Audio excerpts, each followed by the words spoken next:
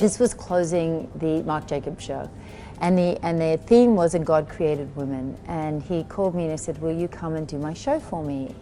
And I was really nervous because it was Paris and it was Marc Jacobs, and I think I was 50 when I did that. So anyway, I went because I really loved the concept. He said, I want to celebrate women, and I want it to be democratic, and I want all sorts of women, and I'd really love if you'd come and do my show. So I arrived, and then there was these incredible dresses that he'd made for Louis Vuitton. So this was a particularly big ball dress with leather gloves and court shoes, and they pulled my hair off my face, which was like my worst nightmare.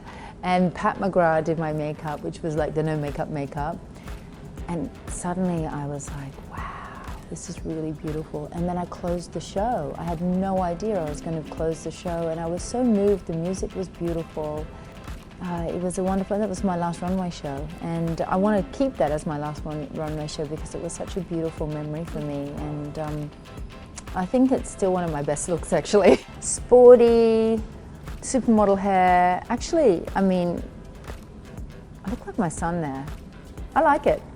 Azadine Alaya, I love that, and I still wore that dress. I actually wore that dress to a friend's wedding last year. I still wear that. It had a python crop jacket, and it was chiffon, and it had a sort of bodysuit underneath. It was, I mean, can you imagine? It was still so relevant.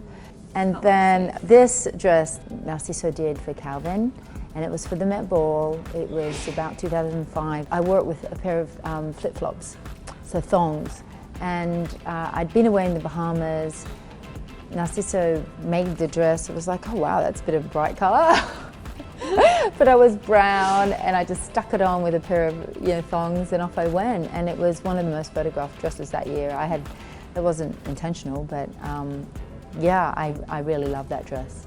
And often I worked with Valentino, who is in this picture, who didn't like me too tall anyway, so I always wore flat shoes with his dresses, and it was easy to do because his dresses were couture.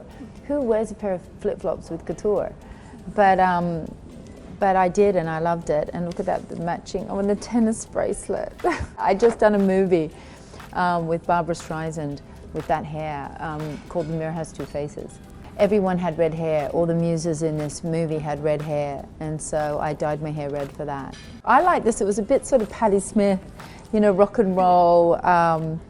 And I had a fringe growing up in school, but now I look at it and it's like, oh, no, all sorts of no.